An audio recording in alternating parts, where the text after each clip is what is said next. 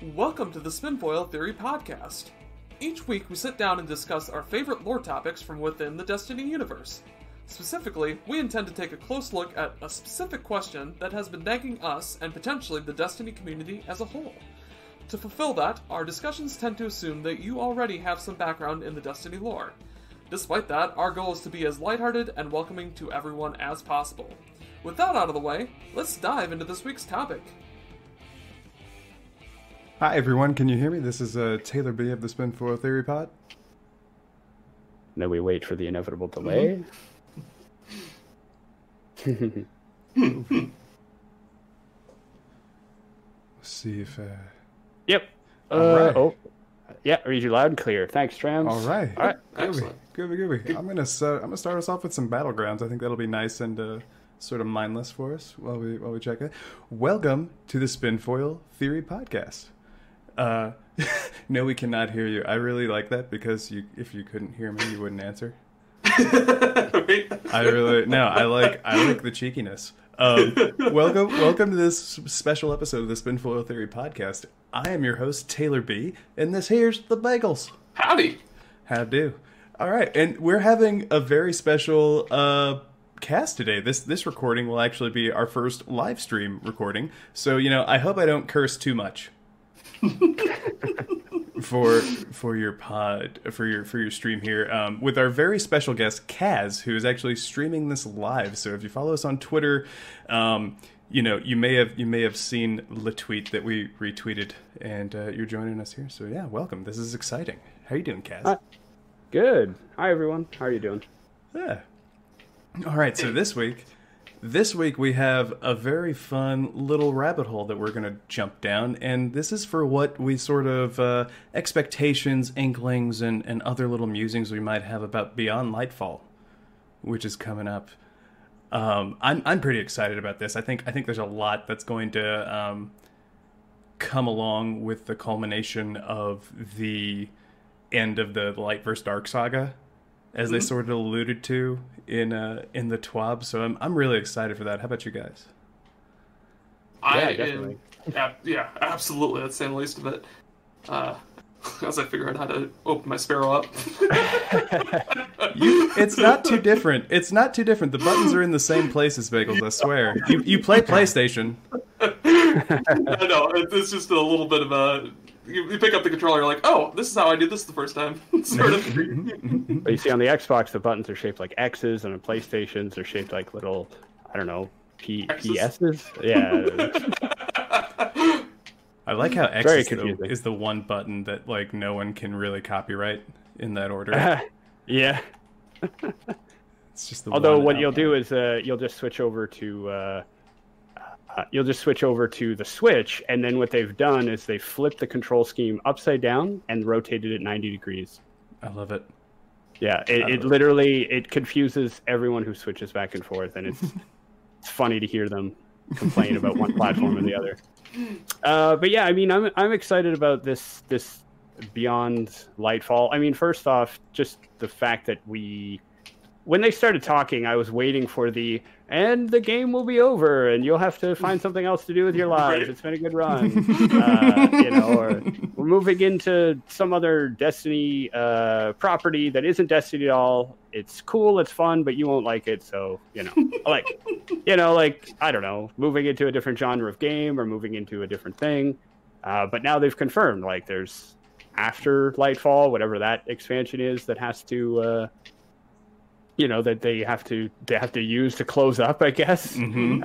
And then, something after that, even after. So no, I'm just excited for more. And I'm glad that they do seem to be doubling down and not, not getting rid of the franchise that we all enjoy so much, basically. Mm-hmm. Yeah. That's my exact thought process as well. I'm just grateful that they're continuing on and picking up what we've been picking up for the past however long at this point, 7 years essentially. Oh yeah. No, the 10-year plan was suddenly becoming too low of a plan. if they could please expand their plan, I would be very happy with all the goings on there. Yeah, and I mean, like you get the memes all the time about how dead Destiny is, but obviously, just population-wise, it's very much alive. But there's a lot going on here, and the community is so strong that it would. I mean, Hollywood is constantly spinning up the same property for a billion years, even when it's really run its course. And this property definitely seems like it's got more life in it. So if they had decided to go in a different direction, I would be very confused. I would just be like, okay, you are very assured that your, whatever next property is going to really sell, I guess. Yeah, no, I mean, I'd have to respect that level of confidence, even if I don't agree with it. Yeah. For sure. Yeah, exactly. It's kind of an artistic choice. Like, oh, okay, better to end it before the season 15 or whatever. Right. But I really do like what they've done, and the idea that we're going to have a culmination of the Light vs. Dark saga is really exciting, because then we might find ourselves in a new space. And I mean, for what it's worth, going back into the lore, you never get a reason for the game. In those original, Gardner and Winnower, you never get a reason why they're playing. You just know that they're playing. That's the start of the story. I have to imagine it'd be pretty boring if you didn't have a game to play for all eternity as two essentially immortal beings like that. Yeah, that's true. I mean, what if they're supposed to be like the primordial beings of existence? Then what is compelling them to play this game? I mean, boredom is probably the way, because it's generally a strong factor when you consider some kind of immortal god or whatever. But yeah, like, is there an outside force that's directing them? Is it inevitability? I mean, those are great questions we'll probably maybe never answer, except here on Spinfoil podcast, where we answer the questions you didn't think to ask. It makes you wonder if there's not like another force, like another like being that's even more powerful than they are. Like, is it like Metachlorians? I'm on the same page. We keep just diving down the rabbit hole, and eventually we find that it just keeps going and going and going at infinitum. Yeah, it's kind of ridiculous to even think that far ahead, because we've had no real hints to that so far. But at the same time, you can't help but think, if they close out the light versus dark concept, what is there left for an antagonist at that point? Is it just a war between the Guardians, or is it what does it end up being? I mean, that's the thing. When thinking about this topic, I really feel like you could go in one of two big directions. One is, you go bigger. There's something even more. I don't know what that would be, but you find out it's that often happens in writing, where it's like that complete thing that you think is the entirety of existence, that's only the beginning, and movie deal and book series, but the other way could be to go small, and if they did this, I would be shocked, to be honest. But there's a lot of loose ends regarding the city and humanity and people. And as much as I love Destiny, its last city has been kind of a place I've waved at a lot, but never actually been. So yeah, and it's been hugely popular whenever we've had anything just relating to the city, just like background information. And I think what they're doing with like the expanded universe, what Luke Smith is transitioning over to lead, apparently, that seems to be kind of the feeling I get out of that. Like, they're going to be focusing on a lot of the smaller aspects of the game world and just the universe in general via that. Correct me if you feel otherwise, of course. I mean, yeah, that does sound like what they're going to do, and it does sound like that would be the logical next step. They have a literal universe that they can play in, so you don't need to follow the game too closely. In fact, you probably shouldn't, right? It certainly makes me wonder if they go with this like next big thing, like that would be interesting, because there is the question of like, who came up with the rules of this game? Did they do it when they were bored? Like what have you, that we've kind of gone over. But I also kind of wonder if maybe it becomes extra dimensional. I feel like that's sort of some seeds that they've been laying with the 9 and a few other concepts. pretty handily, just kind of like having him in the background with no real consequence, just kind of feeling us out. So if we're doing something beyond Lightfall, I think there's a strong chance it could have to do with people who don't even come from the in-game universe. So do you think that they will come to us, or we will go to them? Well, I think they've been trying to come to us this whole time, but I wouldn't be surprised if we go to them. I mean, they obviously, if they don't have too much reach within our universe, it really kind of, says something to me that, like, well, they have to be altering these emissaries and other people who serve them somehow. Yeah, I mean, and then there was all those, all the Dust lore talking about the Nine literally trying to evolve themselves to fit into our universe, and that's the only one we know of, right? There could be more, or I mean, if they are connected to planets or something, well, there's a lot more than us. I mean, is there a Nine of there's your next topic. Is there a Nine branch from Tora Bottle? From it's a legitimate question. Is it something that's unique about our universe, or is it something that's certainly tied to just like a universal constant that these beings exist wherever other beings occupy a solar system? Wherever, whenever, darkness is together. Sorry, I couldn't resist.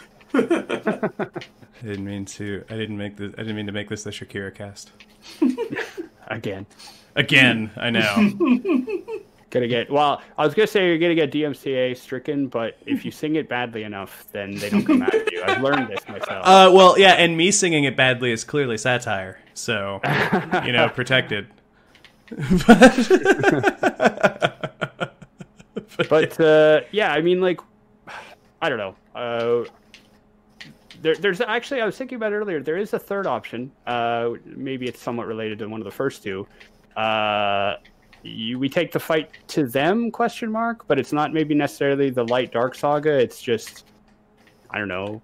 Well, I saw this theory on Reddit, I think, where people were wondering, are we going to go and reclaim the fallen homeworld and then just give it to them? Like, is that ever going to be a thing? Or take our potential remnants of the Cabal alliance and go reclaim Tor Bottle? Like, is that how Lightfall is going to end, or is that something we could do in the future? Is not be at Earth anymore? Well, I would be really interested in that, because I feel like that would coincide with the Traveler leaving the solar system.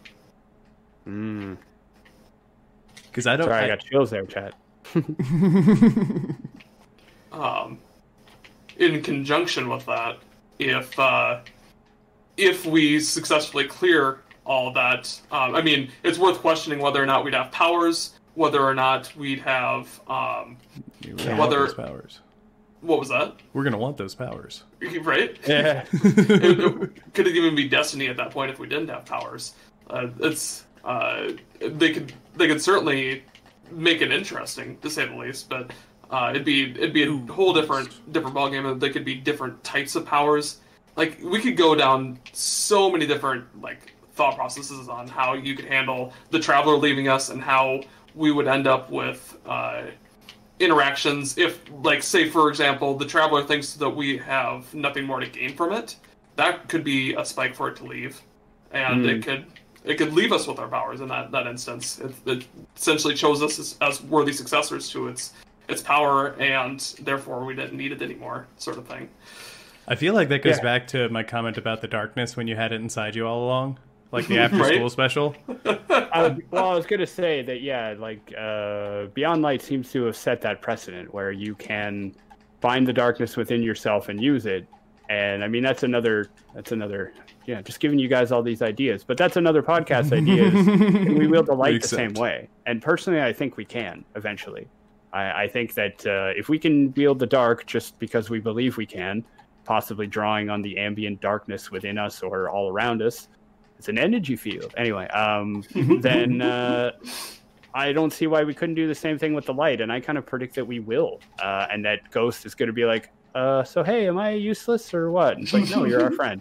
And that's why you stay, because you're our friend. We don't need you, but we do need you. You're still handy to have in a pinch as our phylactery.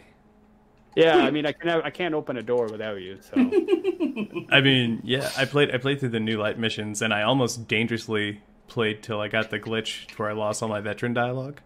Yeah, I luckily backed out in time, but I did the stuff for that, and it was really oh no, it was really like interesting to me that like one of the first things in New Light your ghost does is flex that he can open doors. Get ready for this. Yeah, you don't even want to know. Yeah, you don't even want to know about these doors that I can open. Yeah. So I mean, yeah, I feel like what's end up going to happen here is that we do we have to kind of shape our predictions based on what we've seen of the game or what we know about what they're planning or what they can do. I'm like going in too much of a different direction, while exciting, I'm not sure how much they will, because they've talked about they've talked about basically we're not doing a Destiny 3, so we're not exactly going to wipe the slate clean. But then again, I don't know. Yeah, I don't know how big or small they're going to go. Did you guys see there was an interview actually with what's his name, Justin, developer? Is it Thurman? Oh, I'm not sure. There was a interview with him, and basically he said something along the lines of wanting to go further into this, wanting to take those stories and those things from lore that you may have, you may have been following along with, and actually go deeper into that story. So I don't know. I really hope that they do. I hope that they expand and they go deeper into the just actually exploring the people and the politics and and making the world feel more alive. And I don't know, that's a tough sell though, because on the other hand, cosmic space opera, right? So okay, I just really can't wait till we get to, if we're going to be an opera, I just can't wait till we go so long that we get into like soap opera-y stuff. I am here for Cade's evil twin with an eye patch to show up. I mean, yeah, that's gonna happen. There's gonna be, we need it. The darkness is gonna be our long lost twin and stuff like that. And I really want it. Maybe a mustache to like, or a goatee just to confirm that they're evil. We missed an opportunity with that Shadowkeep cutscene. Yeah, that would have been. I'm really surprised there hasn't been like an edit for it, where he just shows up and it's whatever your character is, but with the goatee on it.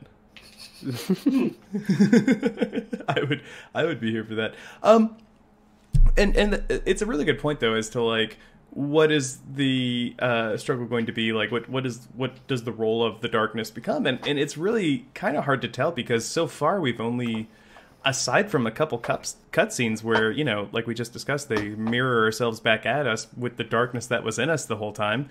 Also, interesting pin in this, because light is in everything too. So if lightness and dark are in everything, and it just being in you is how you access the dark, then, back to your point, Kaz, like, yeah, like it makes sense that why can't there be like a different kind of way to wield the light, like a different technique that's not through the Traveler.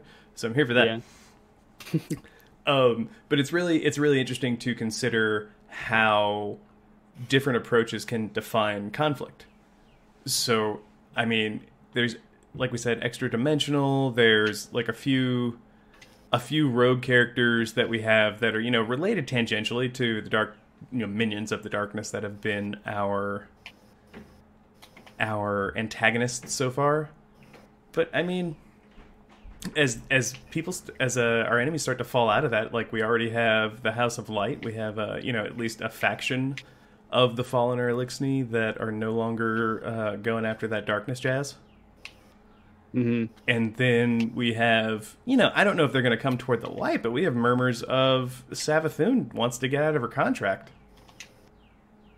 Savathun again? No one cares about her. She just keeps popping up. Yeah. We have murmurs that she wants to get out of her worm contract, though, and like the worm gods are, aside from actually interacting with the darkness, are highest level of darkness wielder in what is the Hive.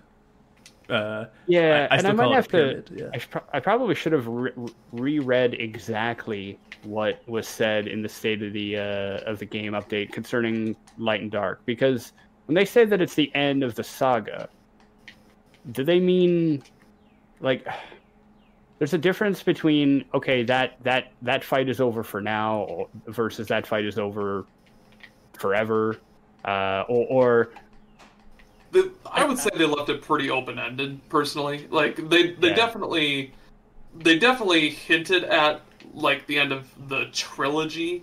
But I don't necessarily know that means that it's a end to the conflict between the light and the dark, at least in an immediate sense. I would find that pretty hard to imagine, because that's kind of the core of the whole lore for Destiny. Everything's a cosmic battle between light and dark, and we're just on the front lines of it, more or less. Yeah, and I feel like let's assume that that's what it is. It is an end to the light and the dark, like battle or struggle or whatever. Yeah, the first problem I see with that is, okay, well, that's all we've done forever, but there's lots of interesting things you could write around it. The other problem I see is the whole, the light exists in all things and the darkness is within you all along. They've literally written the light and the dark into everything. I mean, if it's to be believed, then all of existence is the result of them, which means that it's all connected. So personally, I view that if you are going to kind of, I don't know, if something's going to happen and the chat, I always have to preface this by saying that even when we think we know, we just don't know. Like, is the Traveler all of the light, and are the pyramid ships all of the darkness? Let's just assume that they are for ease for a second. Okay. If that's true, and then the end of Lightfall, or Lightfall +1, is the end of that battle, then personally the way I see that happening is we do something, or they fight each other, and they as entities are gone, but like the force of light and dark remain. You know what I mean? Like I like they not you strike me down and they become more powerful than ever before. It's more like, well, they're gone now, and there's still ambient energy around that we use and everything. Like the Guardians could still pull on that power, and maybe the darkness could still influence, but as a malevolent force with no sentience, no will behind it. Yeah. I actually wonder about that, because it's really odd to me that like primeval forces would have like that level of agency. Like in a lot of fantasy media, leaving space fantasy out of it, they kind of just do what they do. Like, it's not that they're a great example for Marvel Comics fans might be Galactus. Like, he is just there to eat worlds. He's doing it like amorally, or I guess like without morality, like in consideration, because it's just what he does. It's what he's meant to do. If you view it as bad, it's probably because you're getting eaten. And that's like the only real difference between that. And I kind of wonder, like, it seems so interesting to me that light and dark would have motivations if they're basic forces in the universe. Yeah, the way you're right. I mean, they both seem to be these forces, but also they're more like tools. In that sense, is kind of how they've set it up so far. Bagels, that's not a cool name to call people. I'm kidding. Yeah, we've got Trams in the chat saying, Book of Unveiling describes the light and dark running into the universe they created, so they are in a lower form. See, that's an interesting point, because in the Book of Unveiling, if I'm remembering it correctly, it sounded like because, well, kind of the Schrödinger's cat Heisenberg uncertainty principle. Once you observe it, you've locked it in. And that's what kind of seems to happen with the light and the dark, is once they decide, well, once the universe is created, then that excludes any other type of universe from being created by that. And they've created their own rules that they then have to follow as well. Yeah, and I found that an interesting consequence, that that they have to. Oh no. That no. Oh, Destiny 1 rules. Yeah, I remember that. Running into Fallen Saber, Arc Field. But yeah, like once they entered their own game, they are now limited by their own game, which could very well be the path forward for this. That could be what happens, is they're not ultimately unable to escape the rules of the confines of this game and this universe, and that's how they are either ended or I don't know. Do you think there's a chance maybe they're extra dimensional then? Well, I mean, whenever you bring up dimensions or time travel in Destiny, you start your own podcast, right? Because there's so that's many. what got us started. Yeah. Well, there's just so many possibilities. I mean, big question on that is, are there other dimensions, and does light and dark work/influence across those dimensions as well? You know, like is light and dark universe like truly multi-universal? Multiversal? Well, we do know. So that's an interesting thing, because it you know, going back to the 9 sort of like heavily suspected, not quite confirmed extra dimensional beings, at least in my view. Right. They seem to play with both, right? They seem to play with what seem to be the makings of our universe, and they're trying to figure it out. They're trying to figure out the rules so that they can I don't know if it's invade, but at least like they want in. Yeah, that's interesting. So would that imply that they, wherever they're from, they have a totally different rule or power set, and then they come here and they're like, oh, we can't survive, and also light and dark is weird, so let's learn that tool set or that language. Yeah, it kind of reminds me of this is a real pull. So everyone, if you get this reference, like, I really appreciate you. But there's an episode of Star Trek: The Next Generation where on the holodeck, you're in my wheelhouse now, son. Yeah, where on the holodeck they encounter photonic life through the holodeck. And they're really hostile toward the crew because they think they're just murdering people indiscriminately, based on I think they were doing like a G-Man program or something like that. A game, yeah. And so when I think it's Picard finally gets them to talk to him, he's like, yeah, like, we're carbon-based life forms, and they look at him like he's crazy. They're like, no, all life is photonic. I think you're thinking of a Voyager episode, and is it Voyager? Okay. And they were doing like a Flash Gordon Captain Proton thing.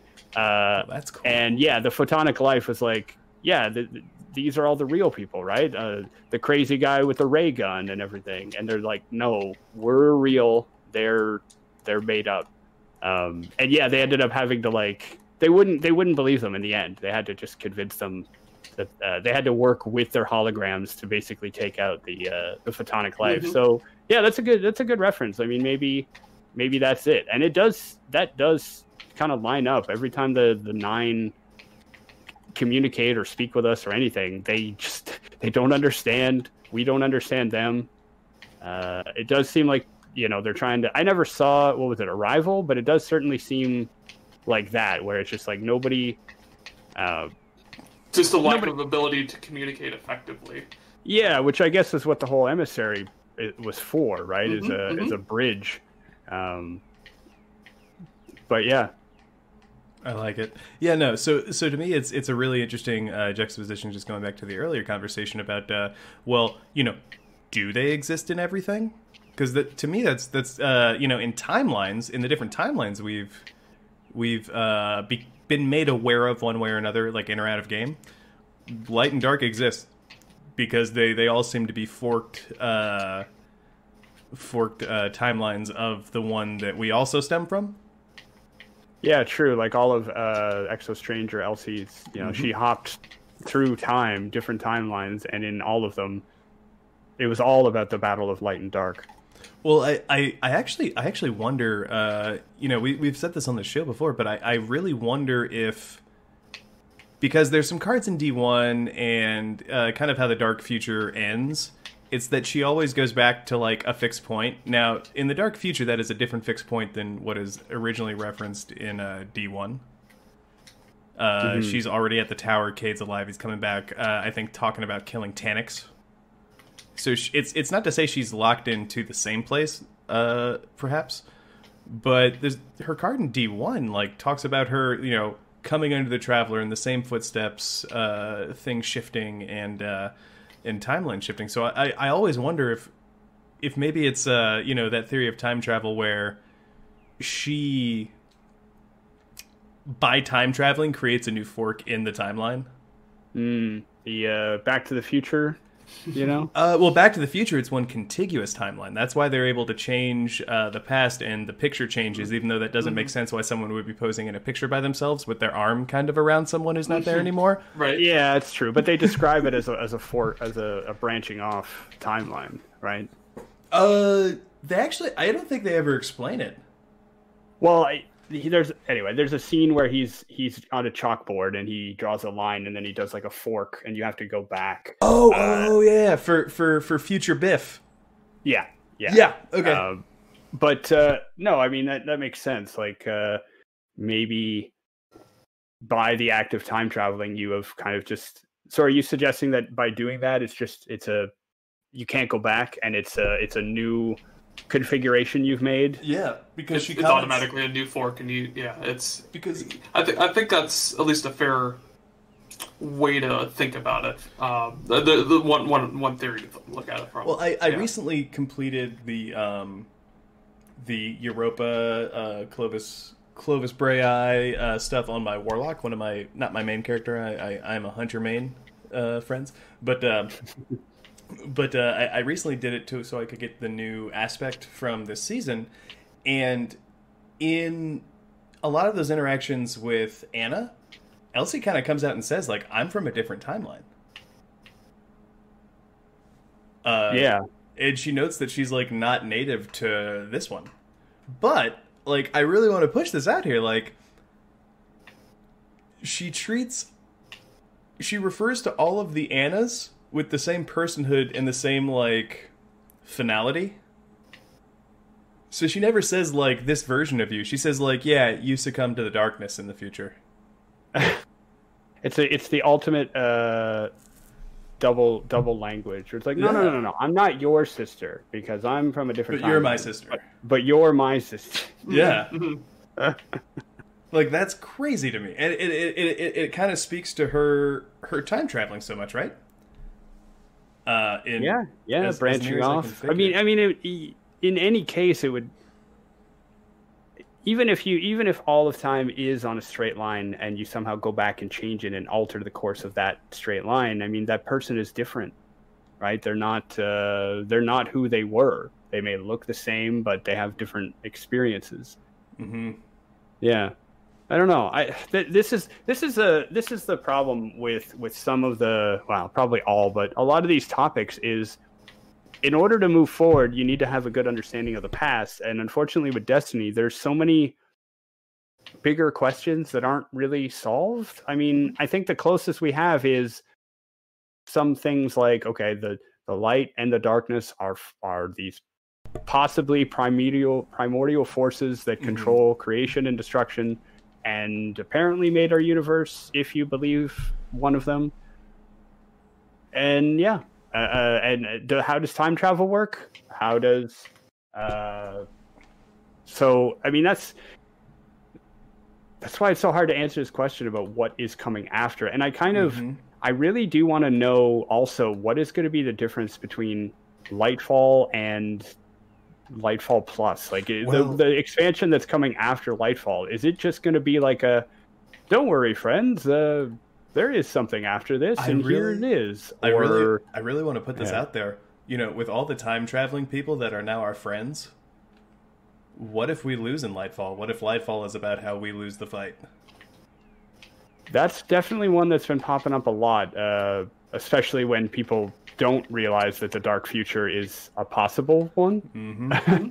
I've seen that kind of going around, and I have to remind people, like, it's a possible future. One that other people came from, not, I'm here for Missiles Zavala, though. For Pegleg Bearded Zavala? Well, all right, so Pegleg Bearded Zavala, even without his ghost, was still able to stand on the Traveler. Now, granted, he used a device to, like, supercharge it, but he was able to suck light from the Traveler and then wield it. I mean, you're not going to hear much argument from me. I'm one of the, I'm pro Zavala. I've been in that camp forever, despite the writing of Destiny sometimes forgetting to kind of do that as well. Looking at you, Saladin.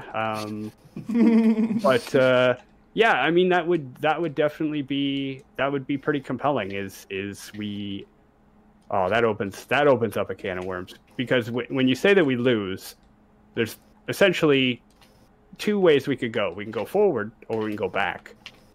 I say we'd have to go back.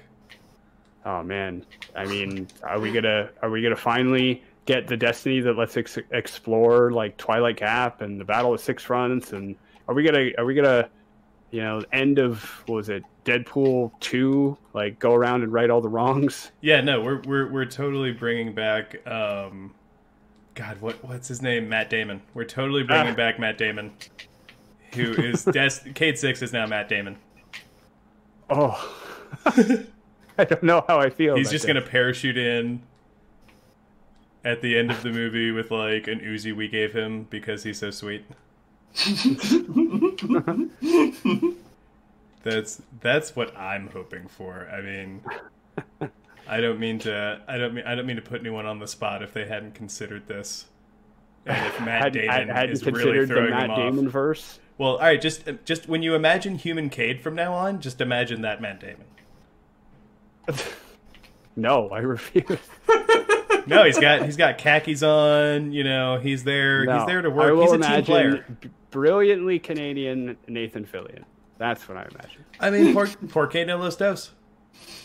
Yeah, I'll just superimpose them. Duck, rabbit, or whatever that illusion is. Matt Damon, Matt Fillion. Matt Fillion, I like it. Yeah. So another theory that my community's been throwing around is, this is a bit more near term. Anybody who's caught up with this season so far, and I'll kind of speak loosely about it, I guess, in case some people are catching up on the week's challenges. But yeah, there is right now we know the season of Chosen is about this conflict between the Cabal and humanity and the Vanguard, and there's a plot that is thickening, and apparently there have been some NPC voice lines heard in the tower that could be just ambient or could be old and give new context, but it almost seems to suggest that there may be some humanity who's working with the Cabal. Essentially, the one that I've heard is there's some tower NPCs who are talking about, it doesn't matter if it doesn't need to be mobile. It's just a bomb. And then the other one's like, shh, stop talking or whatever. And there's been questions in our community about whether or not that pertains to the plot that Osiris and the Crow have recently uncovered. And then wondering if you combine that with the Citizen, what is it called? Citizens of the Last City or something. There's that web lore that came out back in October, where people were really voicing their dissatisfaction with the Traveler or with the Guardians. And there's been this like, will we have a civil war? Will the Last City break apart? Will we go living on the outskirts? Like, these have been threads that have been pulling at us, I think, throughout the entire history of the game, of the franchise. But especially now as everything seems to, surround us and there's fractures from within as well. Well, and it's worth noting in that, too, that even without us, that we know of, speaking of time travel, even without us, the Last City has a history of civil war. Like, the Concordat didn't leave because they, were asked politely but firmly to. Yeah. True. Yeah, I mean, it's not really hard to imagine. Even as much as last season, 2 seasons ago, Seasons of Arrivals, the Hollow Words fusion rifle. It's apparently a intercepted recording of a consensus meeting, and they're all at each other's throats, basically. The only thing they can agree on is they don't care about what Zavala's doing. They don't like the New Monarchy, Dead Orbit, and Future War Cult are all disagreeing with each other, except on the premise of, well, somebody else should be in charge. But also, we're not going to do anything to make that happen. So. Right.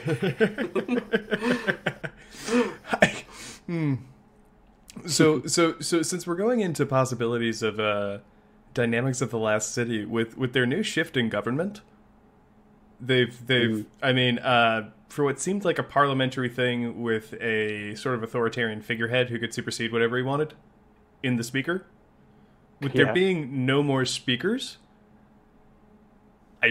I'm really interested to see, because what if the city chooses not to help the Guardians, or chooses to expel the Guardians, or chooses not to help the Traveler, or just to, you know what I mean? Like, what if they make a third-party decision now that they're not led by, like, someone who's effectively, like, the religious leader thereof?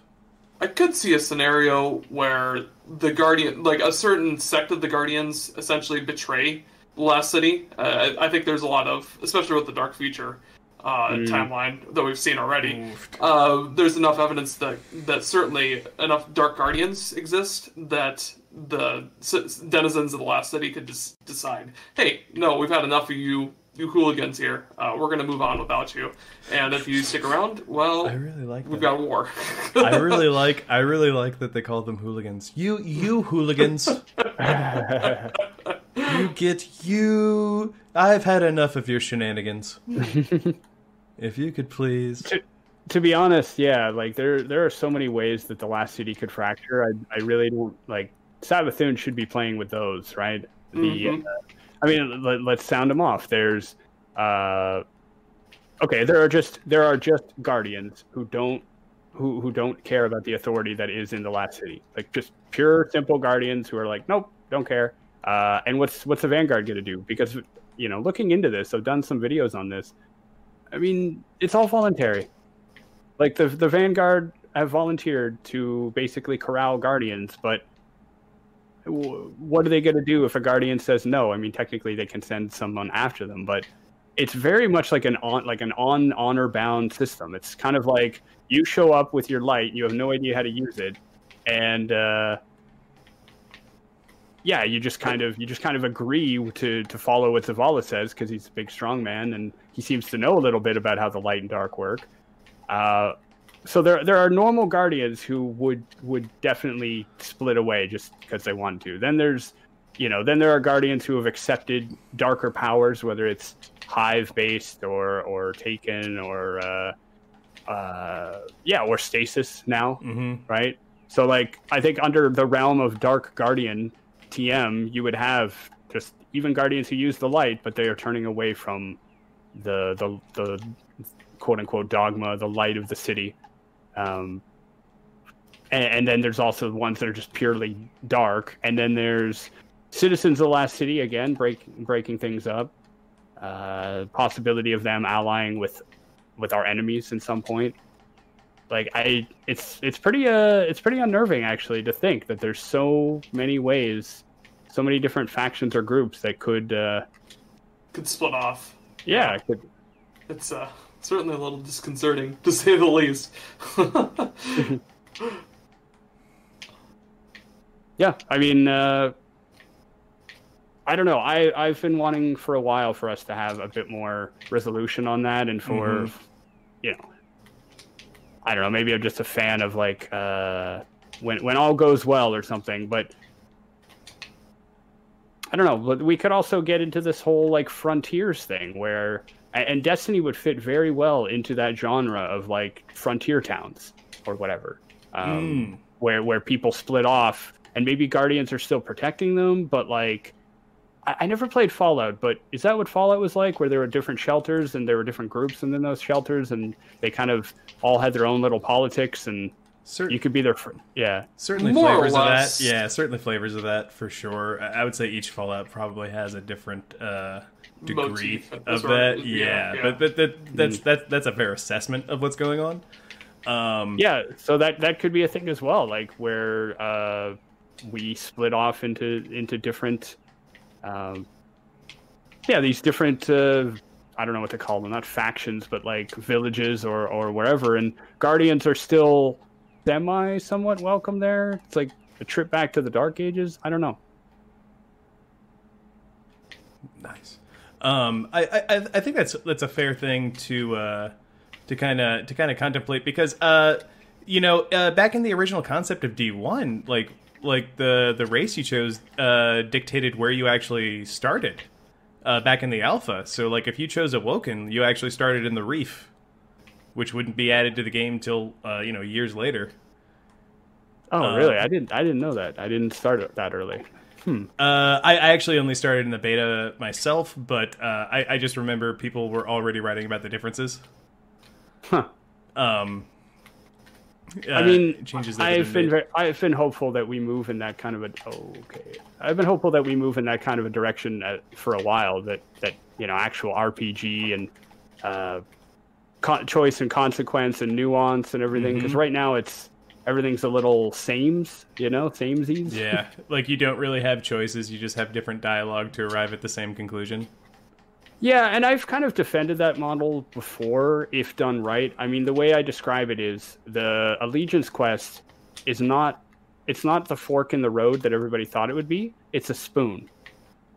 And the way that I make that metaphor make sense is if you choose the left side and I choose the right side of the spoon, we round the spoon going a different way, but we end up at the same place. And that's the point, right? And I've pushed, I've been hoping that Bungie at least pushes in that direction as well, where maybe your guardian is really polite and really cheery and helpful, and maybe my guardian is rude and whatever, and that is reflected in our interactions and our choices and what information we get, what missions we're sent on, what loot we get. But at the end of the day, we're still all basically the same person with the same the same story and the same destiny. I don't know. I mean, obviously I want the other way. I was actually saying this to a friend earlier that I want I want the game to move away from the Guardian and more toward the Guardians. I would like that too. One thing that really makes me wonder about how they're going for allegiances and type of faction things is like you said about the spoon. One thing that really irked me was Anor wasn't even with the Vanguard. And she was going specifically against what the Vanguard had told her to do. But she was still somehow the siding with the Vanguard choice. I was like, but she's literally not. She's like a rogue cop in an 80s movie. Yeah. No, that's a fair point. I mean, it was a really cool idea for a quest that unfortunately didn't go anywhere. I mean, I really enjoyed... This is a weird thing. So for me... I really love all the little, and I'm going to say human, apologies to Lixney listeners out there. I mean, intimate moments out there, but I like those moments. In the Allegiance quest, you're literally meeting up with people who are leaving little drops of information, and you're hacking into a computer and you're getting intel. You're, depending on the side you chose, you're either spying on the Drifter or you're working with him. I like that kind of stuff, and I've been wanting to see more of it. And we do get it. I think we're getting it in the how the seasonal structure is modeled. We're working with Osiris and Zavala and everybody at the war table and the battlegrounds. Each of them has a specific purpose that Destiny is a looter shooter, so you can't go too far in the direction of maybe typical RPG or whatever. But I think there's definitely a lot of room for that kind of element within the game, because that's how you keep the game personal, right? Forsaken starts personal and then branches out into the epic, right? The story of vengeance that it ends up being, you've now oops, you cursed the dreaming city, and I think Destiny can do very well on both, and I do hope that wherever we go, we do have a mixture of it, because you can't have all of the grandiose without the world building that is the smaller type of scenarios. Yeah, I mean, I've been upset at that for a while, because to be honest, I don't. You're supposed to become legend, and you're supposed to,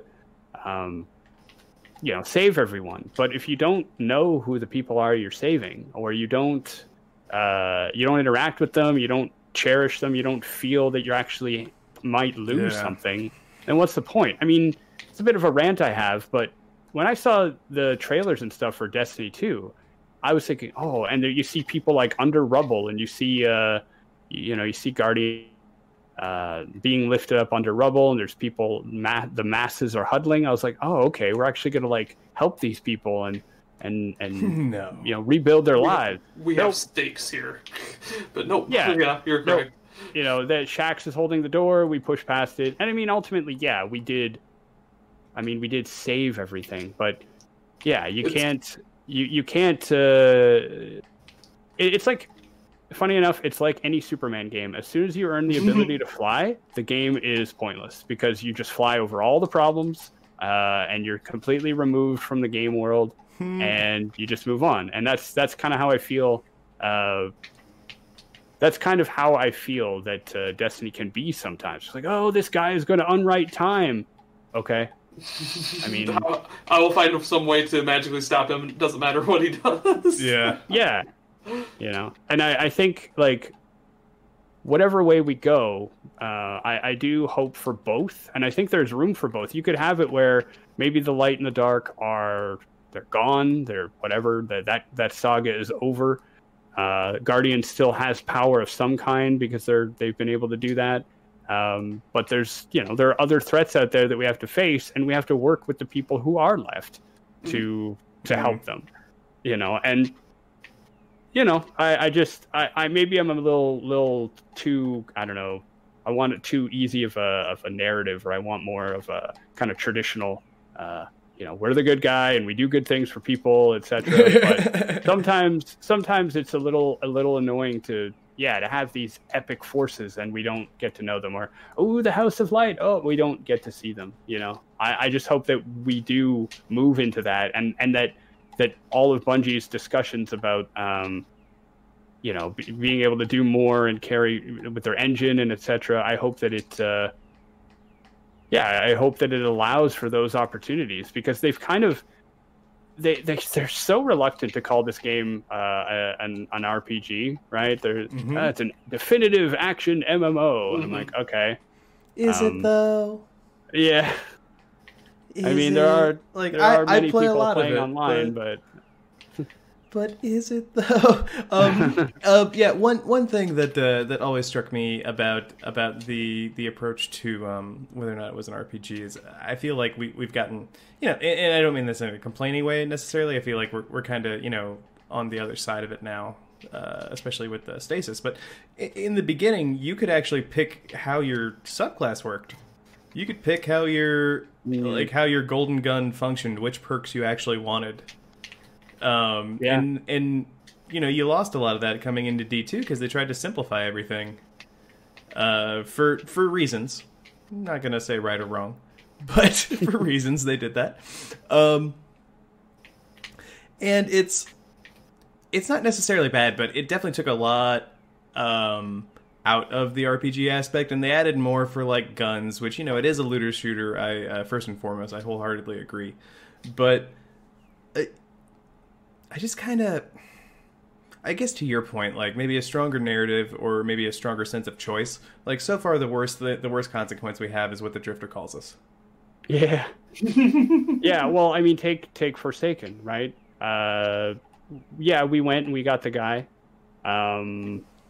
but we cursed an entire city. Like the Guardian or the Guardians, they ended up being the fuel and the catalyst for cursing an entire city. Do we face the consequences of this? I mean, the most you get is some Awoken who are kind of angry that it happened, but it's pretty easy to ignore them, really. Like, we've been avoiding consequences for a very long time. I need a word that sounds like looter or shooter, but it means like story driven scooter thing. Yeah. Scooter? I like scooter. Yeah. I'll go with it. I have no other option, so I'm going for it. But we definitely, I think Destiny is fully able to go into a looter shooter scooter mode, because, I mean, when Season of Worthy came out, and there wasn't a lot going on, people were logging back in just to see what boxes were filling up in the tower, or how close the doomsday clock was counting down. Like, people do care about the world of Destiny. Even, we often talk about, I think in the lore community, about how removed we are a little bit. Like, how, by definition, lore is knowledge known by a special few, or really cared about by a special few. And sometimes it does feel like that in the lore community when everybody's talking about guns in Destiny, and the lore people are digging into a bunch deeper topics, right? But I really do think that even if people don't care about story, they are going to care about their story. Like you said, customization, choice.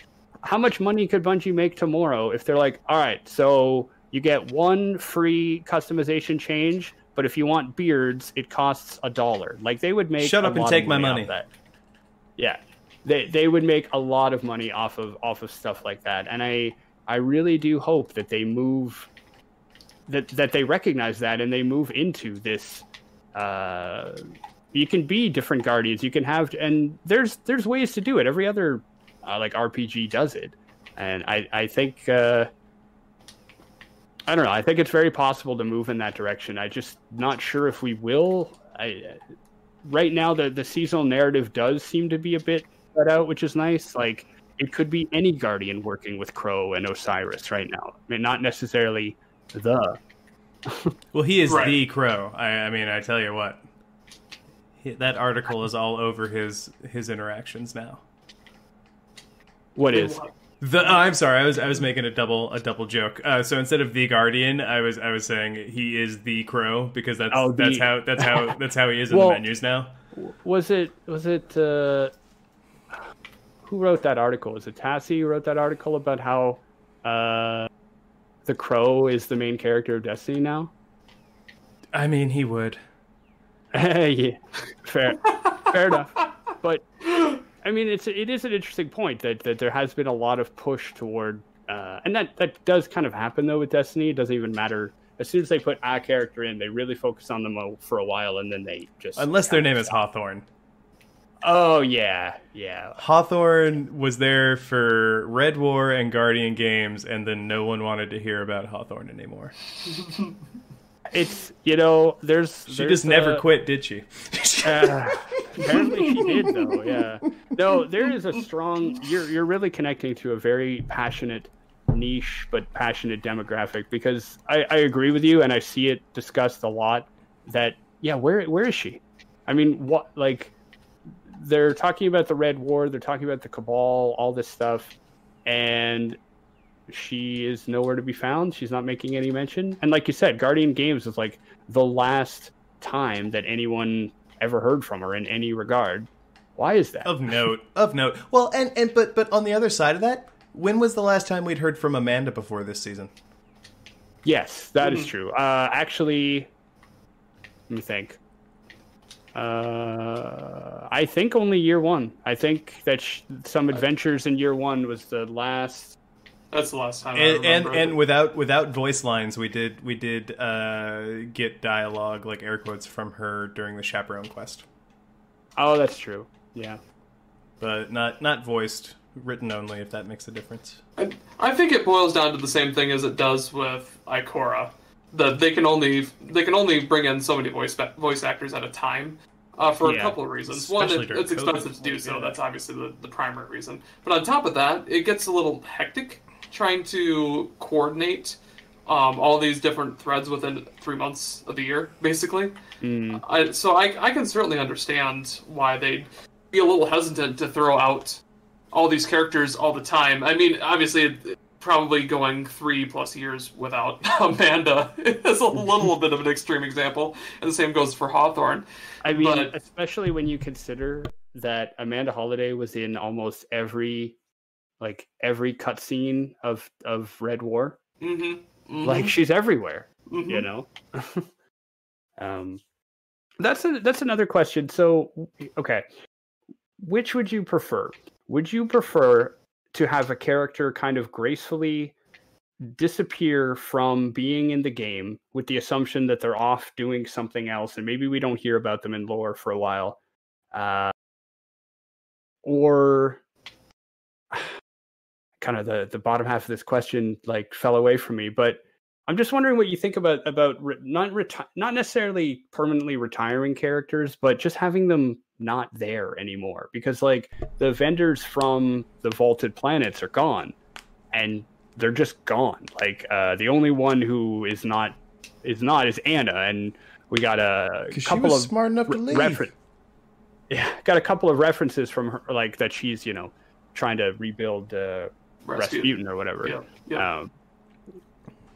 So I just wonder, like, would we feel? I mean, we'd still be pretty upset that Hawthorne isn't doing anything, but I think it also sucks that she's just standing there day after day. And then although I guess in your case of where is she this season, we would all still kind of go, okay, where is she though? We haven't seen her for months. She hasn't been physically in the game. Why is she not here talking about the Cabal and the city? And yeah, I'm sorry. No, go ahead. I was going to say one thing that gives me hope is some other things that have come in the past for the lore for her future that I think she would fit right into as an official air quotes guardian now. Mm. And or at least honorary. I'm not sure what how that would work. She definitely got around the barrier for entry, but yeah. But there's things like Owl Sector and human run stuff that have come up, again in the lore since it did, I think way back in D1. But you had Anna Bray in the comics interacting. I believe her partner was working with Owl Sector. Yeah. And so it's not like gone from the lore, like one and done either. And I think she's a perfect candidate for it because honestly, like she is. At very least able to run and coordinate with Guardians and be useful. So I feel like that kind of like gives you perfect candidacy for the human run sort of counterpart that the Last City has. I mean, her backstory we got from the Dawning, right, where she's she punched Executor Hideo in the face because basically he was. What's the term? He was basically withholding food unless you pledge loyalty to New Monarchy. Like, okay. Can we go back to one of our favorite theories from the show that the New Monarchy are air quotes communists? Yeah, not communists in the actual sense of like what communist wrote goals down. Is, yeah. It's right. It's more precisely like Stalin's vision of Marxist-Leninism. So what became like the USSR. Mm-hmm. I mean, it's been a while since I've looked into political theory, but it makes sense, right? Unite everybody under one one banner, one perfect man or leader, and then I wouldn't be surprised if they sided with the Cabal because that's exactly what they are. Yeah. It's true. That would be an excellent way to fracture this Last City right there.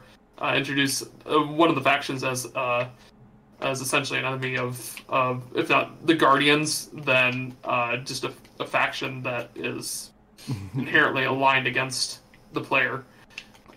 Yeah, we're getting people in the chat talking about other people who could possibly qualify as quote unquote Guardians who aren't gifted with the light. I mean, other NPCs like Devram K, right?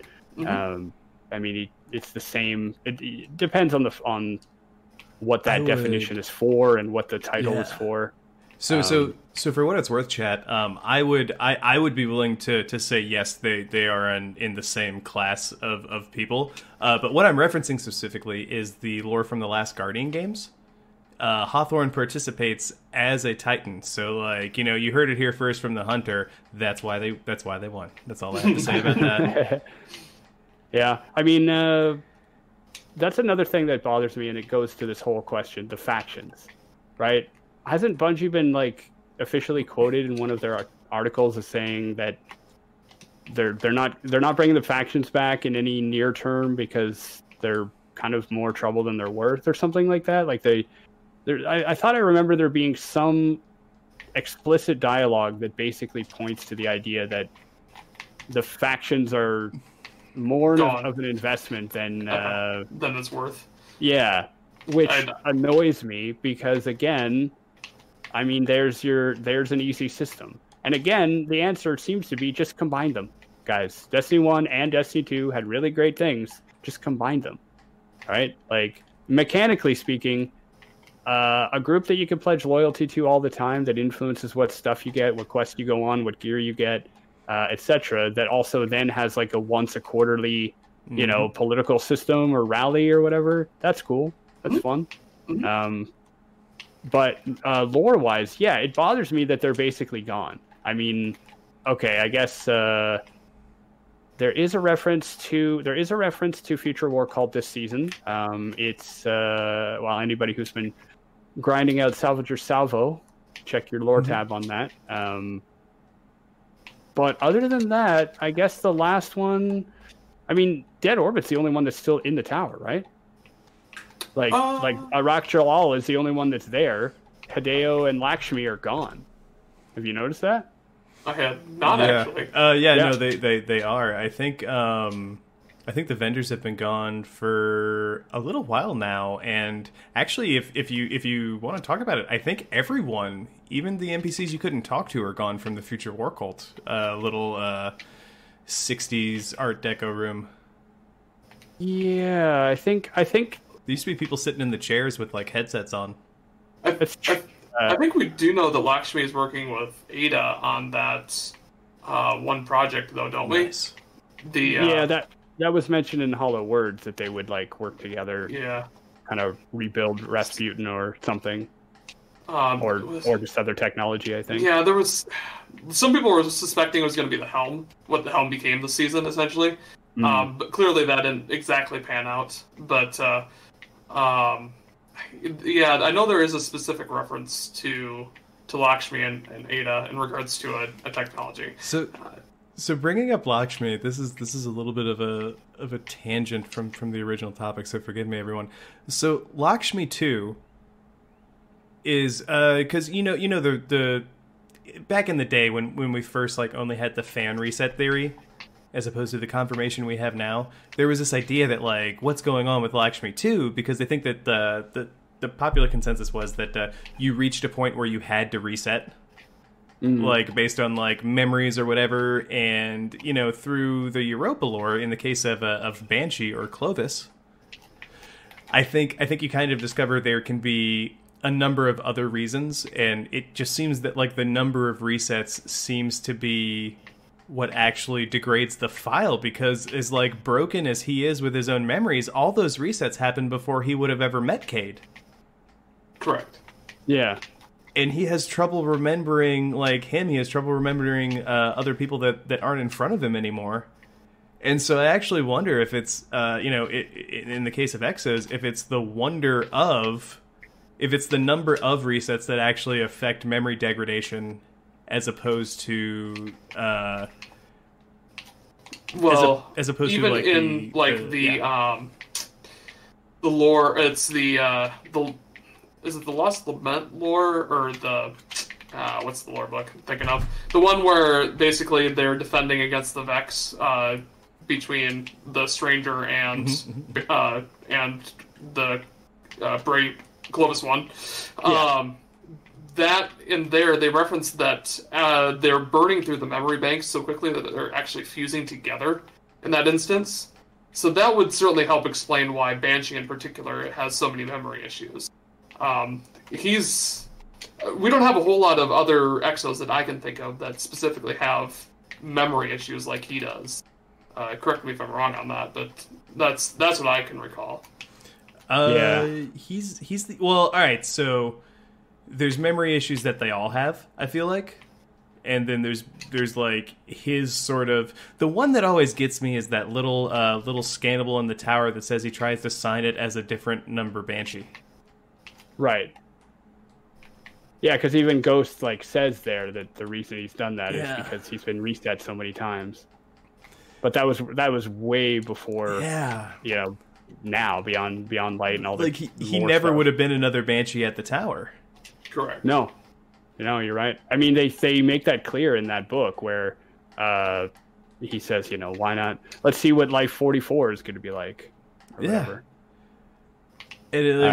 Maybe it's different writings at different times, just having different focuses from the from what was the writer's Bible. Yeah, and with the exos, you can kind of make it make sense, especially if there's like a special case or whatever. I mean, Banshee's a pretty special case. He's literally, top of the line. He's not some random exo. No, he's Clovis Bray himself, right? Mm-hmm. Well, I really find it interesting that Banshee and Clovis have different voice actors. Yeah, that is pretty. That is interesting. As opposed to like one voice actor doing a different voice, like in the case of Aldrin Crow. Yeah, true. And like, I don't know if it's that they couldn't get John DiMaggio. Like, I don't know. I've seen him speak at cons. Like, he seems like he would be very agreeable for all kinds of work. I also wonder, like, maybe they just wanted to go in a very different, specific direction. But then again, you don't get a lot of dialogue from like original Clovis, right? You get some in the raid, and some for the Legacy of Lament quest. So it is kind of weird to get a new person for just that. Well, you also get dialogue from him in all of the survival, the exo trainings. Right. That's right. Yeah. Chad is bringing up a good point that 801 is coming back. So do we think she's going to bring any? Yeah, like will Lakshmi come back or any reference to them? That would be great. Although we were talking just last night on our show we just posted with Lady Lucida about what if she has a different chassis. Ada. Right, but why? Because she always seemed her frame always seems it appears to be more modular. Yeah. Okay, so and if she closed down the armory to get an upgrade or something. Well, that could be, or maybe Future War Cult approached her with some new data that allowed her to do something new. Like I'm not sure where the story's going for that, but I would be really here to sort of see, if her coming back as the fashionista aside, like I would really love to see like her come back as like an armor hardcore, like how she started out, and actually start like giving us armor. Yeah. I mean, it would fit in both mechanically and lore wise. Like mechanically, she's the one doing transmog, so it would make sense for her to come back with new looking armor, a new look, because that's her function now.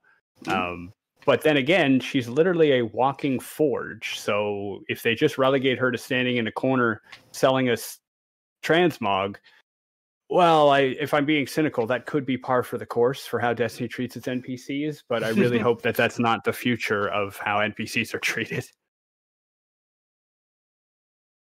Because that would be great if she could actually.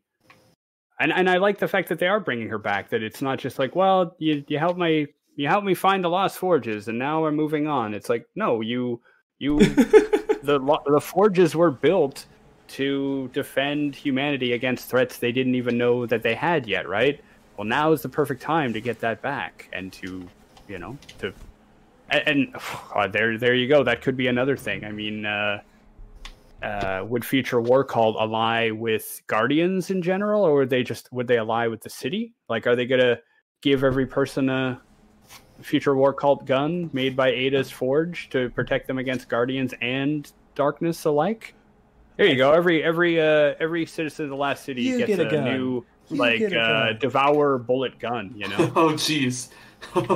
I mean, crazy. But I mean, it makes sense if the last city were ever put to a point where a significant portion were against the Guardians. In the context of either a faction convincing them it would be appropriate to do so, or something very similar to that. I kind of see where you're going with that. Yeah, I can dig it. Yeah, no, I would totally be here for Ada. Ada kind of showing up with the new chassis, the Future War Cult. maybe like distributing guns, because I mean that's kind of what they're about, and like no lie, like they had the best guns. For those of us who remember the faction rallies like that, I always found something I liked having exclusively. Well, all right, I would do one on each character. I will say that. Yeah. So I could. Well, you gotta get that red shader though, right? That. Also, did that ever feed into your theory? Because that's just sitting right there. It was one we actually tried to like we sort of say like yes, there is the obvious.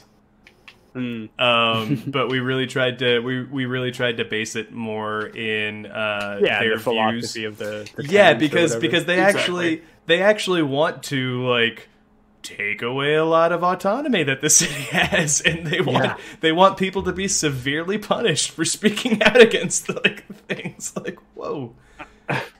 And they are not even trying to hide it. Like I will say that they wear it on their sleeve. Yeah, I mean, getting some touches of reality creeping in there. Well, so here's such a terrible philosophy out in the open like that. It's interesting. So I really want to also bring up like Hideo is a great example. You mentioned him earlier, like refusing to give out rations to people who aren't allied with the Future War Cult. Hideo made a name for himself with his I believe it's a plasteel factory or foundry. Right, yeah. But he used to be one of the most generous people in the tower. His card back in D1 talks about how he was known for kind of emptying his pockets as he walked through the streets of the last city. Mm-hmm. And that all stopped when he joined the Future War. When he joined not the Future War Cult, when he joined New Monarchy. New Monarchy. Yeah. Yep. Okay. Yeah. I was gonna say, how does that reconcile? But yeah, okay. Yeah. So. It just really becomes this interesting thing, and I actually wonder if it's because he won't, or it's because he can't, or if it's because he's been radicalized. Because it could be a combination of those very easily. 4K numbers? Yeah. So Last City Civil War. Do you think we're gonna get that? Do you think we're? I think we're gonna have some sort of element of it. I think we'll have a faction expulsion. I feel like they might not come back in faction rallies, but I don't think that means to say the factions are gone from stuff we do in game. Did you guys see that? I think it was on the. Was it on the Dino set that they put the concept art for? There was like a trinary star symbol on that. Ooh. I did see that. Yeah, there was somebody had zoomed in, and there's another one on the other set as well, but I don't remember what. I just remember the trinary. Yeah, that's the one that stood out to me. And their thing was, what was their belief? Something like the traveler was dangerous or something. I can't. Yeah. They believed in. They weren't about balance. I want to say off the top of my head, and if I end up being wrong, forgive me, everyone. But I want to say they were the ones that imagined a third path, as opposed to like it wasn't about balance. It wasn't about that. They didn't think it was like a binary struggle. Well, I mean that would fit in very well with where we are now, right? I mean that's the path we're walking down right now. Mm-hmm.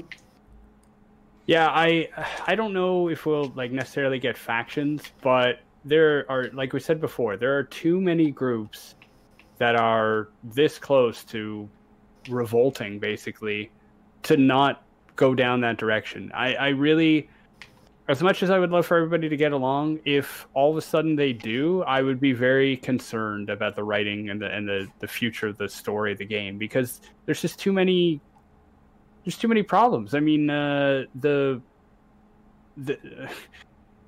Guardians, they lost the speaker. They lost this kind of religious head. The factions don't really follow, like they don't really trust the Vanguard. The Vanguard itself is fractured. The allies of the Vanguard are actively calling out the decision-making process of the Vanguard. Citizens of the Last City may not really want to have these immortal danger seekers being the ones, kind of taking because they're not only like, it'd be different if we were scouting around if we were doing laps of the city protecting from threats out there, but I mean it's interesting too because you don't ever hear about like you don't ever really hear about internal struggles of the city other than a few things from like Hawthorne. Like, there's a question. Hawthorne was put in jail, right? Like, does she say that? Like, she was actually put in prison because, you know... well, jail's not prison. Okay, you're right. Yeah. Yeah. I just want to put out, right. like you can be locked up overnight and still keep your clothes. Like, it's not like you're in penitentiary. Yeah. No, that's true. So I'm just wondering though, like, we hear about, basically what I'm wondering is, you know, there's this great line in the show Battlestar Galactica, the newer one, where he's like, you know, there's a reason that you keep the military and the police separate, because one is protecting citizens against external threats, and the other is internal. And when you combine those two, you end up with... I feel that's what we have, right? Because there are references of like I think Devrim was a militia, and you know, a lot of apocalyptic sci-fi ends up just not, you know, there are no internal conflicts. It's all external. Those aliens, though. But either way, like, I feel like humanity, a lot of them are going to get just tired of being watched over by Guardians. And whether or not they can do anything about that, it's debatable. But at the very least, they can, you know, push us out, not allow us to be there. Which, I mean, I haven't been there recently. Have you? Like, no. The last time I was there was when the Traveler was reforming. Was the closest I think we ever got to the last city. So I don't know. I really do wonder if we're going to have, if that's going to be the future is fragmenting us out and splitting into different groups. And it could definitely make for an interesting story if we did that, and then, you know, we built up those allegiances. I would say being expelled from the tower, or for however they go through it, but let's say for sake of argument, expelled from the tower, and then having 3 potential places to call home. You know, just because, unless they increase the character limit, but you know what I mean? Having 3 potential places to call home, I think that would be great. Because then every mission you're doing can either have a different end. And, you know, I think there is a place in Destiny for having, like, and I know everyone hates that, you know, certain things are lopsided in popularity contests, but, like, having something become canon, because that's what most of the community did, kind of like what Mithrak's journey was. I'm kind of here for that. Like, everyone got to do what they want and got to see what the dialogue would be if they won, or like based on how it's going. But by the end of the season, maybe it's tipping toward this side so heavily that that's now the narrative. Yeah, I mean, so if we focusing on a smaller spectrum for a second, for the idea of factions, right? I always like the idea that each faction had their own goals and their own they had their own specific way of doing things. And if you signed up with one of them, then you would engage Destiny in that way. Like a good example, Dead Orbit, maybe you get more resources from and experience from doing stuff far away from Earth. The New Monarchy is EDZ Cosmodrome. You do stuff there, you get more XP. I don't know, whatever. Just as a small thing. But then you have some kind of either rally or election, or the story develops in such a way that, okay, look, you may be aligned with Future War Cult, but Dead Orbit's the one in charge right now. So, you know, you still have to follow the overall narrative, but you're being driven by the predilection of the one faction that is in charge. I don't know. That's even on a small scale, but I think a large scale, there's a lot of room for going in that as well. We haven't really seen it too much in Destiny. That's the problem. Yeah. And I will say, even when the faction rallies were here, the most you got was a banner for a week in the tower. Like, look at how good you did. Aren't you proud? I honestly thought that at least the like security guards and the robotic frames would get like little vests or something to be like, okay, the monarchy is in charge now. Now I'm really sad they didn't get little vests. I really want. It's the closest we have in the game to some kind of political system, right? are those factions, and the fact that they haven't like built on that. And they could, and I don't know. And there are other factions that we know aren't, at least as far as we know, aren't gone in the lore. Like the Concordant aren't gone. They message us back in D1. Lysander's Cry, like he's not even dead. And it wouldn't be the craziest thing for a bunch of people getting expelled from the city to come back to it. I'll put that out there. Well, especially now. I mean, the speaker was the one who kind of vetoed their, their involvement. So it's like, well, and then brought in New Monarchy, and so many, good job. And so many instances right now of characters taking advantage of the kind of fractured emotions that exist to step in, right? Now would definitely be the perfect time for any of them to come back. Because if you think about the city, the last city had 3 branches of government. It had the Vanguard, it had the Consensus, and it had the Speaker. And now one of those branches is gone and it's not coming back. Yeah. So now you have to consider, what does that mean for the government of the last city? Like, do things that if there's no longer a need for the Speaker, as reported by the lore, then why should they honor things that the Speaker decided? Yeah, I mean,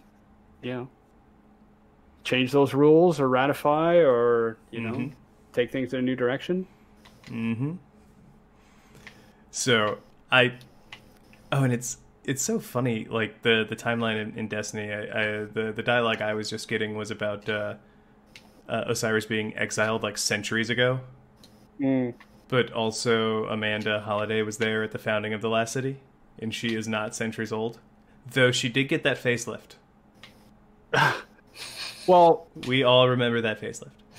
When was okay? I'm trying to remember that. in D1, she got her character got re-rendered.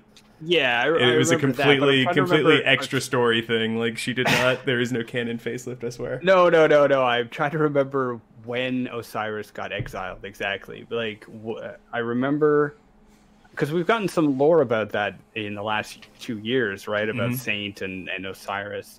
So they fight in 6 fronts, and then wasn't Saint made Vanguard like right after that?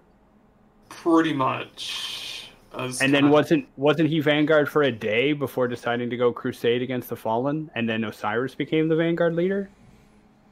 Or was it a longer time frame than that? Am I like? I thought that's how that went. So in the comics, when they outline his expulsion, he is in the Vanguard, and I want to say it's him, Andal Brask, and someone else.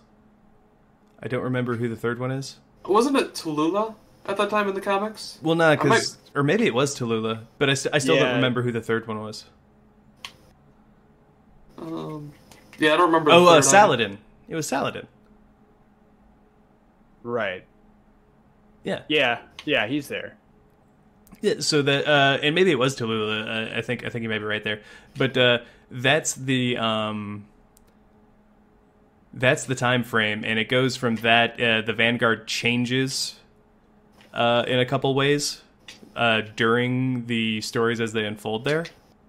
So I want to say by the end of it, Ikora is who replaces him, and I believe what would become the modern Vanguard. I think she was the 3rd member of it. Right. And so it goes from... So you really go through multiple Vanguards during that time as the story develops. You have the original one with Tallulah, Saladin, and Tallulah, Saladin, and... Oh, I'm blanking.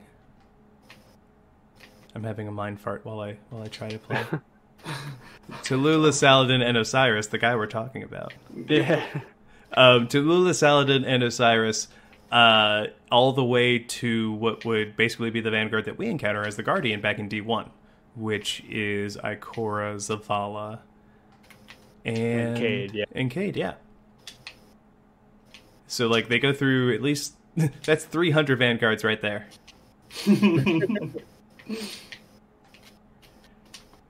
So I think it's kind of fair to say like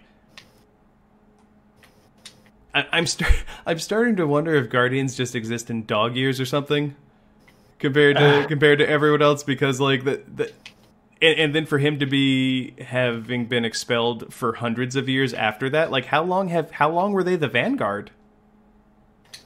I mean, that I could believe that they were the Vanguard for a very long time. Like 200 there's something years? that pins us down as to when we start.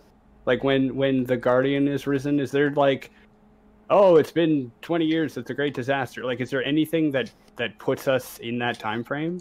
Because I don't know if there is. And honestly, like, it wouldn't surprise me if they were the Vanguard, the three of them, the classic three, for hundreds of years.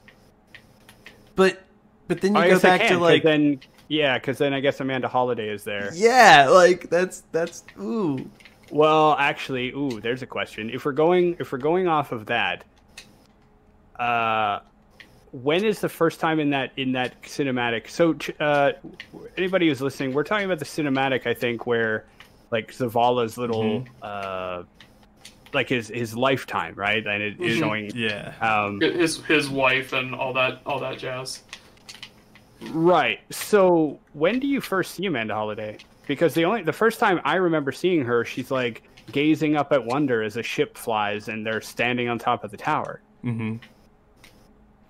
Well, yeah. Maybe, I mean, first off, the definition of the city, maybe the tower was one of the last things that was built.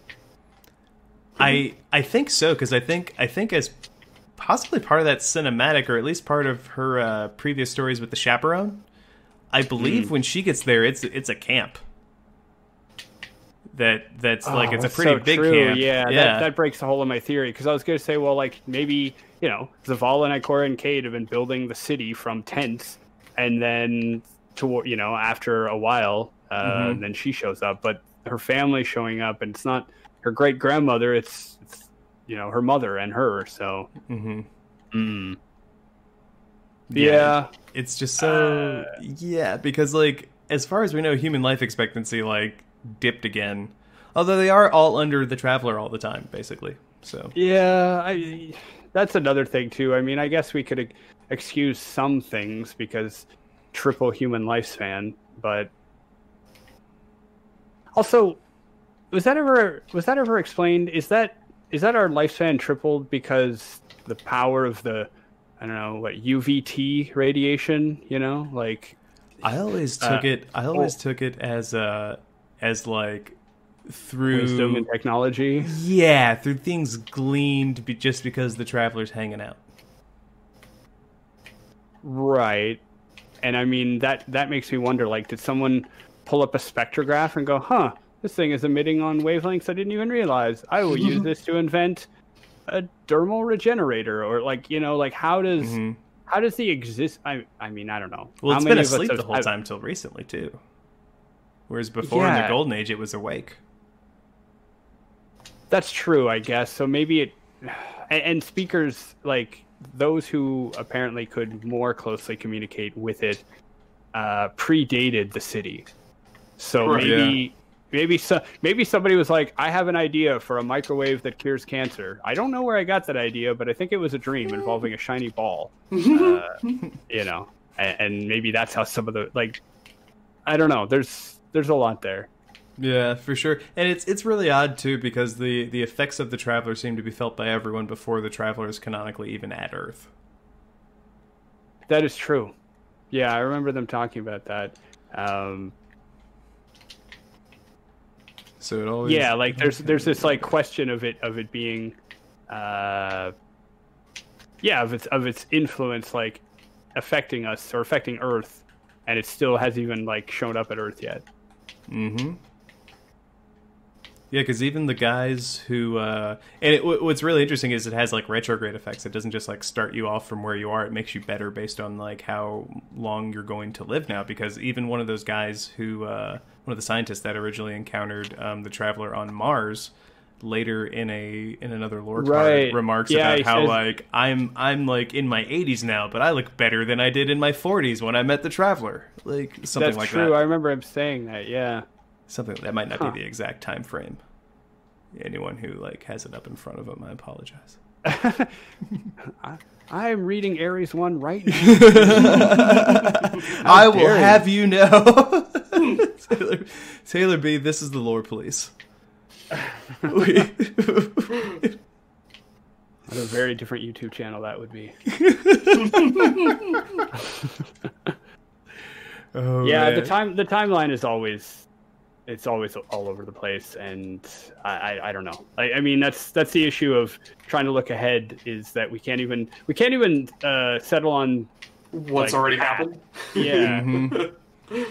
Well, what about a wish list? I mean, we've kind of mentioned some things that we'd like, but like, you know, you are now John Bungie. You have ultimate traveler-like control of Destiny's future, and you can do anything with technology that you want.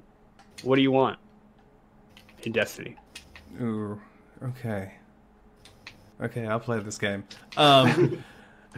Personally, I would just like just a little more clarity on clarity. Yeah, I would just like a little more, and they don't need to control the clarity. That's not necessarily what I'm after. I would just like a little more like clarity and understanding as to what certain factions as they become more prominent are actually after. And it doesn't have to be like you reveal everything to me in one sort of James Bond villain sort of way.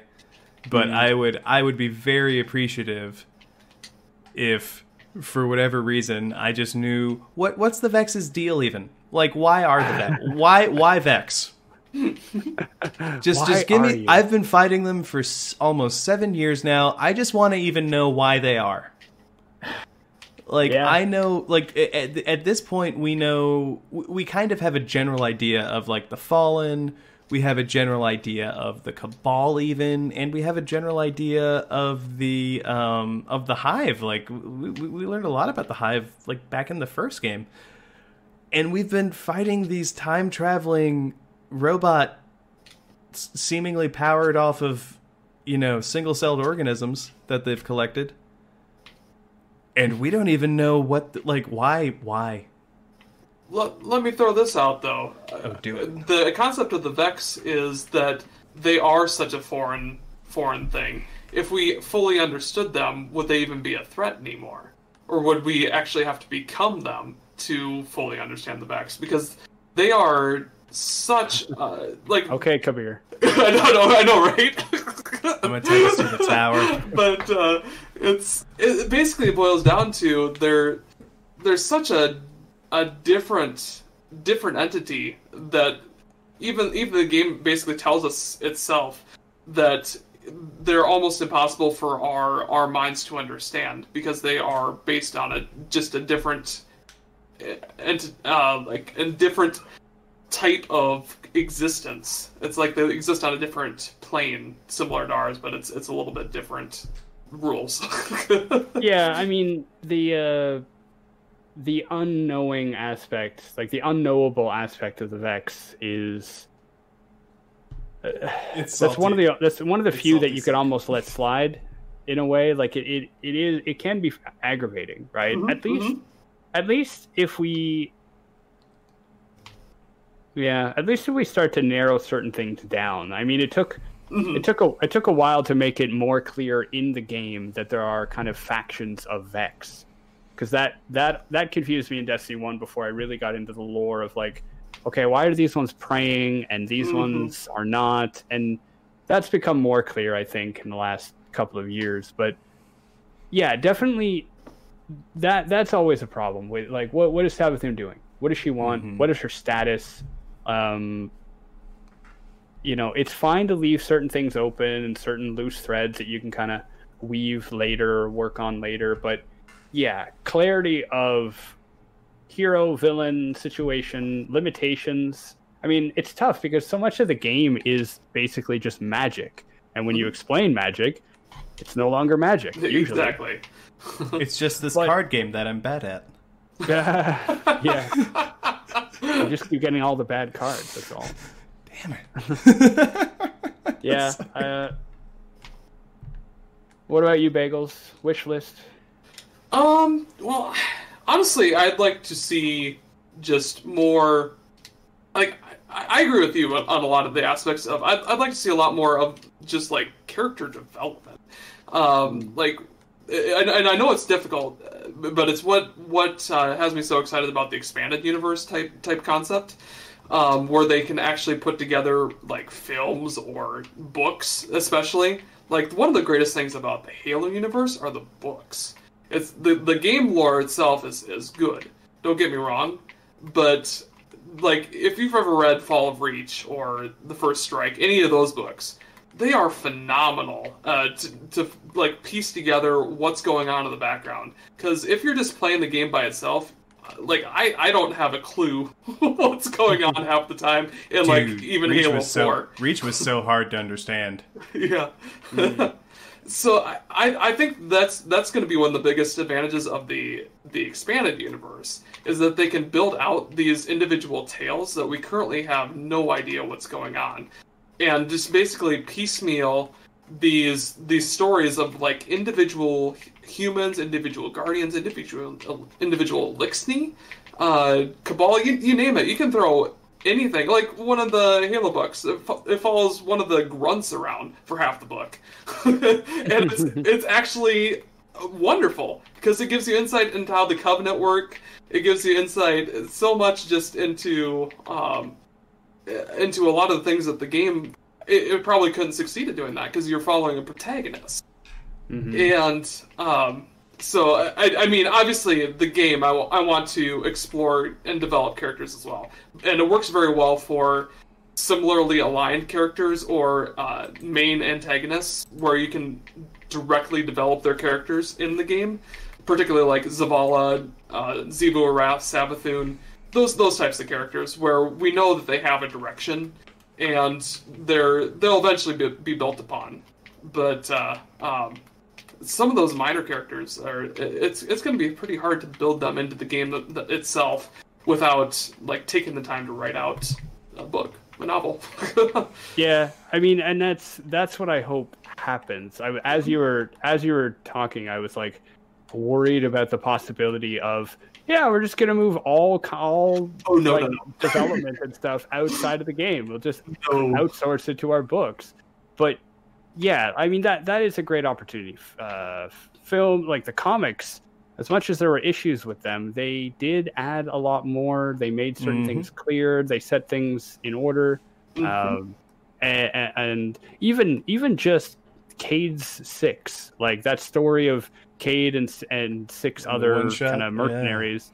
Yeah. You know, that kind of makes Forsaken have a bit more context. It's like, where did these guys come from? Now we know. So I am looking forward to that. But yeah, in game, I'm really happy with how they've been doing seasons. We've been getting more dialogue. Just the fact that during Season of Arrivals, it was almost impossible for you to not know what was happening in the game. And I actually had conversations with people, and I found out that they don't ever apparently keep the audio on. But I was like, have you done... No subtitles either? Yeah, exactly, right? Always subtitles. But I was like, the Contact Public event, the dungeon, and what was the third thing? The weekly story quest. I'm like, if you do any of those things, they're telling you what's happening. And the fact that we've gotten the kind of evolving week-to-week story with the Battlegrounds so far, I do worry about momentum. I always worry about momentum with Bungie, because it's like, wow, we're getting more than we ever had. 6-month like drought period, you know. But I really hope that we get more of that. And like you said, even if you need to put certain characters together and only develop them, and I think there's a way that you can kind of put all the characters on separate train tracks that sometimes converge. and if you're not actively looking at them, they're still moving forward, right? Like the big thing is Ikora, right? They brought up Ikora and like, oh, you know, we see that you're missing her. She's going to have a part to play next season, and then she's going to have a big part to play in Witch Queen. Yep. Well, you could have more easily had her story continuing to move forward, even without writing any more lore for her or having Gina Torres like come in and do any dialogue. You like, what is Ikora doing? I think in the lore this season, Ikora is doing two things. She's speaking with three things: Saladin / Saint and Osiris and Zavala, and Honor in some of the lore. She's speaking with those characters, and I don't know to what end exactly, but she's keeping Honor going. So I said before, I'm like, why not just have her say, look, the responsibilities of the Vanguard are important, but I really feel like I'm losing my connection to what's important out there. I'm going to go to the city, and I'm going to just do, like, reparations. I'm going to, you know, I'm going to basically go and do charity work in the city, right? And that way, she's still active in the background, and she still feels important. She has a part to play, but it's fine that she's not standing around doing nothing, and that she's not saying anything. And I think that they could get to a point where most of the characters have had a season at some point or another where they've been relevant, and when they're not 100% relevant, they're still doing something. They're just not in the spotlight. You know, like, people are excited about Anna Bray, Rasputin, Ada 1, and they're not doing anything in the lore right now. They're non-existent for all intents and purposes. And I think they could get that. They could get there with all of the major characters. And that's one thing I would like to see, is that. Two, just let me into the last city. Like, just let me into the last city. You know, that let me in dot meme. Like, we're so close. We were like down there. Yeah. Yeah, I was like digging in the sewers just so I could be closer. But you know, yeah, I love exploring the deep, crazy ideas of Destiny, but I really also love exploring the personal stories, and I just want more of those. I want to meet characters who are interesting, who I would feel like actually protecting. Maybe go on a rescue mission where we actually rescue someone, because that's kind of rare. Oh, dude. You know? Yeah, we are such cheeks at rescue missions. Yeah. So, whether you're a new light or an old light, you've successfully rescued one person. Who that is changes, yeah. And even if you're a new light, you're still like 1 for 3. Yeah, that's true. So, yeah. No, well, I think that kind of runs out of my steam on my ideas on the future. I mean, yeah, I still don't know what they're going to call. I'm going to call it all kinds of Lightfall +1, Lightfall Plus, Lightfall 1.2. Yeah, I'm excited for all of it, and it does seem that narratively, it does seem like Bungie they've always cared about it, but I always felt like the lore guy. I don't know if I told you this before. I always felt like Bungie was a bunch of jocks who had like one guy who was in the treasury who they kind of needed, but they didn't quite always understand each other. And they're like, yeah, we have this like game we're going to do. It's going to be shooting. It's going to be jumping around. What are you going to bring to the table? And he's like, I brought this. And he just drops like 1 million pages of lore. And they're like, that's not going to get in the way of our shooting game, right? No, fine. No, it's just a smoothie. Yeah. So but it does feel like in the last couple of years that they've really gone, oh yeah, there is a chance for this to be a looter, shooter, scooter. Let's see how we can make that happen. Yeah, they've really been filling out everything the past couple of years as far as lore goes. It's been prior to that, it was kind of a slow trickle, especially like going back to D1, where it was just the grimoire, and it kind of felt like an add-on at times, the lore a little bit. But recently, they've certainly focused on it, and I'm extremely grateful for their focus on just even like throwing up web lore. Taylor and I text immediately when that sort of stuff drops. Like, get on the web page immediately. It's always right at my dinner time, and I have to eat dinner, but then kind of surreptitiously look at my phone and not anger my fiance. Like, yeah, I'm watching the show, or I'm eating the food. I'm paying attention. That's muting my phone so I don't have people going, Kaz, you were wrong. Look what they just wrote. That is the one thing I'm very happy about having a Spinfoil podcast about. It's we're constantly wrong, but that's okay. We still gave it our best. That is solid content. You can always fall back on. Oh man. Well, yeah. Thanks.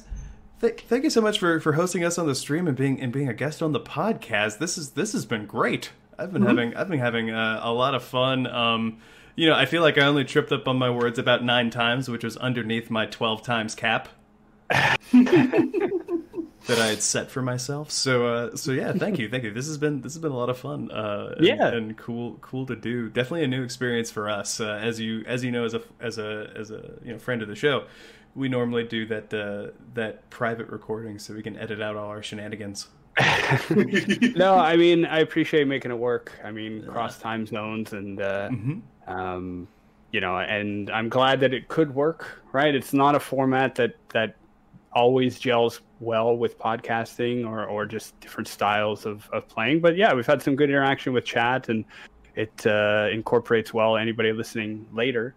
But yeah, you guys are always welcome on the show, and I'm just really glad that podcasts like yours are out there, because there are so many questions. I literally send people to specific episodes that you guys have, usually with the caveat of, I don't know if they find an answer on this one, but they're talking about it for about 2 hours, so you're gonna learn something. Yeah, we're coming. Whenever we have a friend on the show, when it's just Bagels and I, you can bet for around like 45 to like maybe like an hour and a half, like kind of time frame. But yeah, when we have the guests on, it's definitely into the 3 of hours at times.